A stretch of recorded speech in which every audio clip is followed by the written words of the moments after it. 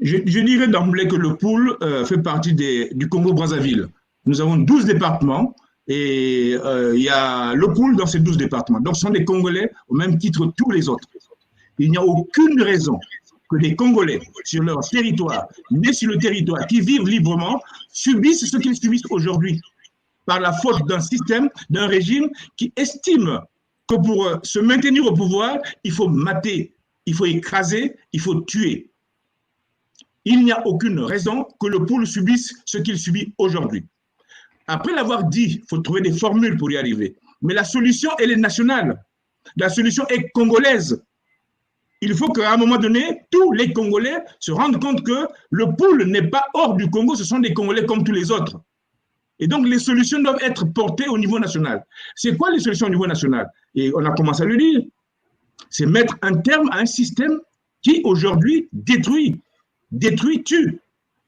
Et ce système, c'est le système qui est en place, avec un général président à la tête, avec des suppôts partout, qui sont comme des relais, et qui fonctionnent pour mettre en place, si vous voulez, une forme de dynastie qui ne dit pas son nom. Les questions du pôle sont particulières. Le pôle est autour de Brazzaville, la capitale politique, qui elle-même est à côté de Kinshasa, une ville qui fait 15 millions d'habitants, 3 fois la population congolaise. Nous avons donc là des enjeux parfois stratégiques, géostratégiques, que le pouvoir ne mesure pas. Il y a plus de 30 ans au moins, sinon plus, mais si on repart sur les 60 ans, ça sera plus que ça, qu'une région est pilonnée, bombardée, que des femmes et des enfants sont pourchassés dans les villages, que des villages sont rasés, que des marmites sont écrasées, que des arbres sont coupés. Mais pourquoi? Parce que simplement, on veut montrer qu'on est fort, parce qu'on veut rester au pouvoir. Mais ça va durer combien de temps? On arrive à la fin. Et là, une fois de plus, j'interpelle mes frères d'armes. Ne soyez pas comptables d'une démarche dont doit répondre dans des très brefs délais un groupe de gens, un clan. Le pôle n'a pas à vivre le malheur qu'il vit aujourd'hui. Vous voyez bien qu'il n'y a pas longtemps, un commissaire de police s'est amusé à lancer comme une forme de fatwa en désignant 2 éléments, des charbonniers d'ailleurs, qui faisaient leur charbon dans les villages. Qu'est-ce qu'un charbonnier peut préparer comme coup d'État contre un régime tel qu'on le conçoit aujourd'hui? Visiblement, il y avait de la manipulation. Visiblement, il y a une volonté de nuire. Et nous avons entendu un général, conseiller spécial du président de la République, qui veut briguer la magistrature suprême, dire qu'ils ont pilonné le pôle, que le ciel ne tombera pas. Vous pensez qu'un homme normal peut passer comme ça? Donc ça montre à peu près le mental dans lequel les gens fonctionnent, dans ce cercle. Et ça montre à peu près ce qu'on pense, ce qu'on prépare pour l'ensemble du Congo. Et bien ça, il faut l'arrêter. Il faut le stopper. Et c'est la mission de l'ensemble des Congolais. Ce n'est pas une mission qui appartient à un seul département. Nous sommes tous des Congolais, nous devons travailler pour ça. Et le CRC fonctionne, travaille, pense, réfléchit, conçoit pour mettre un terme à ça. Ça doit être clair. En attendant que le CRC mette un terme à tout cela, j'aimerais bien que vous nous disiez aujourd'hui, quand on entend ce qui se passe dans le pôle, quand on voit certaines exactions qui sont rendues publiques, on se rend bien compte qu'on ne peut pas, est-il raisonnable de toujours entendre le pôle en disant le pôle c'est aussi le Congo, alors que là, on a des problèmes spécifiques qui durent quand même depuis 20 ans. Est-ce que vous ne pensez pas qu'il est peut-être nécessaire en ce moment de mettre en place, je dirais, une sorte de dialogue intra-pôle en entendant que les autres fils de la nation puissent venir au chevet de ce département, parce que ça fait quand même 20 ans, plus de 20 ans que ça dure, M. Moussunda. Non, je comprends. Vous savez, je veux bien vous dire, la ville où je suis né a été rasée. Et non, même à titre personnel, je porte une blessure. Mais ce n'est pas ça qui est important. Mais c'est à Mindouli, pour être direct. Mais ce n'est pas ça qui est important. Nous disons, oui, il y a eu des dialogues. Il y a eu des accords. Le dernier date de 2017 entre le pouvoir et un département. Vous voyez même que le fait de signer un accord entre le régime, le pouvoir, l'État congolais et un département, ça donne le sentiment que le pôle n'est pas dans le Congo. Ça donne l'image d'une partie du territoire qui est étrangère et qu'il faut, à la limite, quand on veut, pilonner. Oui, c'est vrai, il y a une raison particulière. Oui, il y a des faits particuliers. Même s'il y a quelques semaines, il y a quelques mois, on a vu à Dolisie ce qui s'est passé. Il a failli y avoir un embrasement parce que justement à l'occasion du Covid-19, mal géré, et parce que notre armée n'est pas à la hauteur de ses missions, mais il a failli y avoir un embrasement à Dolisie. Et nous savons très bien que dans les autres départements, à l'occasion du Covid ou de façon générale, il y a des images choquantes quand vous voyez un policier qui fait descendre un chauffeur de bus ou de camion qui commence à lui donner des coups de tête comme si on se trouvait sur un stade de football, encore football à la congolaise, c'est des faits inacceptables. Donc le pool, oui, le pool fait partie du Congo-Brazzaville. Le pool est un cas particulier, d'abord parce qu'il est autour de Brazzaville. Et ceux qui dirigent le Congo ont tendance à croire que pour diriger aisément, il faut écraser cette région qui est dans l'environnement immédiat. Eh bien non. Eh bien non. Vous voyez donc que le problème doit être traité au niveau national, tout en prenant la particularité, et je suis d'accord, de la situation du pool, mais il faut traiter cette question de façon nationale. Parce que tous les départements souffrent, tous les départements subissent. Et si vous montez, j'ai vu quelques papiers signés par un préfet de la Likwala, qui répudiait comme ça, comme si c'était sa maison, comme si c'était sa propriété, des agents de l'État. Et pourquoi? Parce qu'ils se sentent tout puissants, parce qu'il est membre du clan, parce qu'il est membre du système. Et si on continue comme ça, on peut faire le tour de la République. Mais oui, le pool a besoin de paix. Nous avons des générations entières qui n'ont pas été formées, des générations entières qui n'ont connu que le bout des armes. Il faut à un moment donné que ça s'arrête. Il faut réparer déjà psychologiquement, il faut réparer mentalement, il faut réparer physiquement ce qui a été fait. Il faut commencer maintenant. Mais le pool ne se calmera que lorsque, à Brazzaville, s'installera un régime démocratique qui prend en ligne de compte l'ensemble des populations. Et donc, c'est un combat général. Mais avec une particularité de pool, j'en conviens. Alors, il faut dire aussi, mon cher Musunda, c'est que depuis quelque temps, dans ces affaires du pool, on entend toujours des hommes et des femmes du pool. Cette fois-ci, c'est M. Bonaventure Mbaya qui a pris son bâton de pèlerin en négociant des signatures auprès des cadres fils du pool. Une déclaration a été rendue publique. L'avez-vous lu? Est-ce que vous comptez, vous, à titre personnel ou au nom du CRC, soutenir cette démarche menée aujourd'hui par Bonaventure Mbaya? Mais nous comprenons la réaction des citoyens, c'est normal. Et le Congo, c'est une mosaïque, quoi qu'on le dise, c'est une mosaïque subjective avec des ethnies, des groupes ethniques et tout. C'est très bien. C'est une richesse culturelle d'ailleurs qu'il faut toujours cultiver, qu'il faut arranger. Et nous comprenons l'attitude de M. Bonaventure Mbaya d'ailleurs, avec lesquels nous échangeons parfois sur ces questions. Et donc, nous ne pouvons pas les condamner parce que la quête qu'ils mènent, c'est une quête pour la liberté, pour arrêter. Mais pourquoi? Parce qu'ils sont en face d'une dictature. Ils demandent le minimum. Ils demandent parce que c'est comme si vous avez une gazelle à côté d'un lion, mais la gazelle va demander au moins la survie, la vie. Or, nous exigeons qu'à un moment donné, cette question soit globale. Bien sûr, avec la particularité, mais globale. Donc, le pool n'est pas hors du Congo. Nous le disons, pas pour faire plaisir. Mais bien sûr que s'il y a des initiatives qui sont prises, notamment comme on le dit aujourd'hui au niveau du pool, nous allons les accompagner, nous allons y mettre le maximum. Et le CRC a vocation à œuvrer pour que sur l'ensemble des 342 000 km², il n'y ait pas 1 mm² laissé à la disposition d'un dictateur qui ne comprend pas la marche du monde aujourd'hui.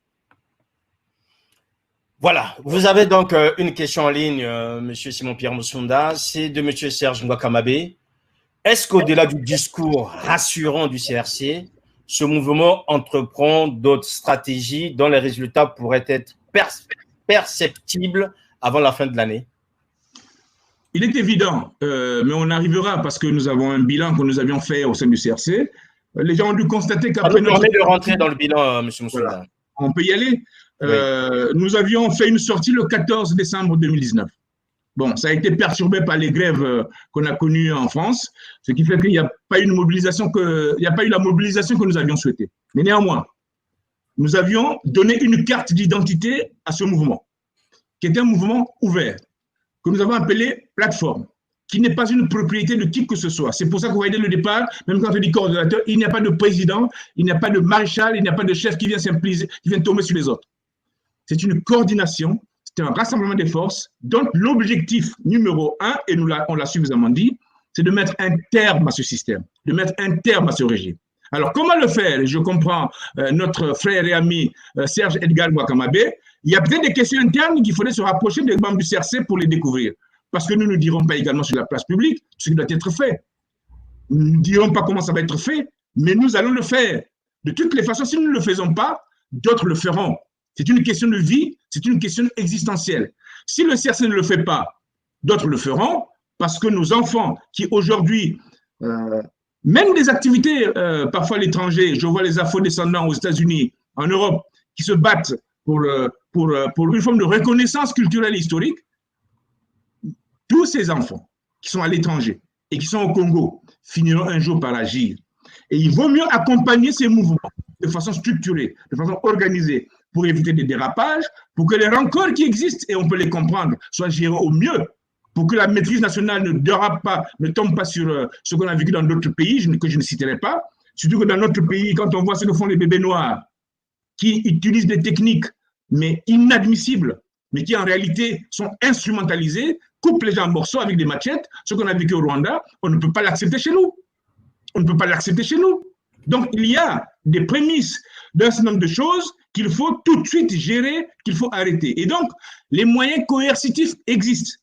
Les techniques sont mises en place. Le réseautage se fait, mais il est évident que nous ne dirons pas ici avec qui on fonctionne, parce que le CRC, c'est 90% des Congolais sur le territoire national et simplement 10% à l'extérieur. Et parce que nous savons que nous avons raison. Nous sommes dans la démarche de l'ensemble des Congolais qui veulent que ça s'arrête. Les Soudanais ont mis un terme à un régime d'un tyran beaucoup plus méchant que le nôtre, recherché par la CPI. Ils sont organisés. Ça a pris du temps. Ils sont mis ensemble. Ils ont arrêté ce système. Les Burkinabés l'ont fait. Ça coûtait des vies humaines. C'était difficile. Personne ne savait que Blaise Compaoré allait partir. Même la France ne le savait pas. Les Burkinabés ont décidé. Ils ont stoppé Blaise Compaoré. Nous avons vu en Tunisie, où il y avait également un dictateur. Les Tunisiens sont levés. On a une vision, si vous voulez, du jeune qui s'est battu pour le pain ou pour du jus, mais en réalité, derrière, c'est toute une structuration, une organisation. Et on ne peut pas faire lever un peuple qui n'est pas organisé, qui n'est pas formé. Et c'est la mission du CRC. Nous allons organiser, former nos réseaux, former nos compatriotes, les préparer et tomber d'accord sur ce qu'il y a à faire ensemble. Mais d'abord, eux, à l'intérieur, et nous, à l'extérieur. De toutes les façons, nous sommes un tout. Le Congo n'est pas divisible en deux. Peut-être qu'on abordera d'autres questions. Le Congo est un tout. On ne peut pas le diviser, aussi bien sur le plan géographique que sur le plan des populations. Souvent, je prends un exemple. J'ai vécu à Pointe-Noire à un moment donné, à Kwiku. En Kwiku, il y a des femmes, Mboshi, M. Serge Ngwakamabé, s'il habite à Pointe-Noire, il le sait, qui vivent en Kwiku, qui vivent de manioc pendant toute leur vie, qui ont élevé leurs enfants avec du manioc, qui sont Mboshi. Qu'est-ce qu'on dit? Qu'est-ce qu'on dira? Quel compte on demandera à ces femmes qui souffrent, qui transpirent, qui vivent dans des conditions difficiles? Alors qu'en face, nous avons des ministres de la justice. Et nous avons des ministres à gauche, à droite qui sont membres du clan, membres du système. Mais à un moment donné, il faut savoir faire la part des choses.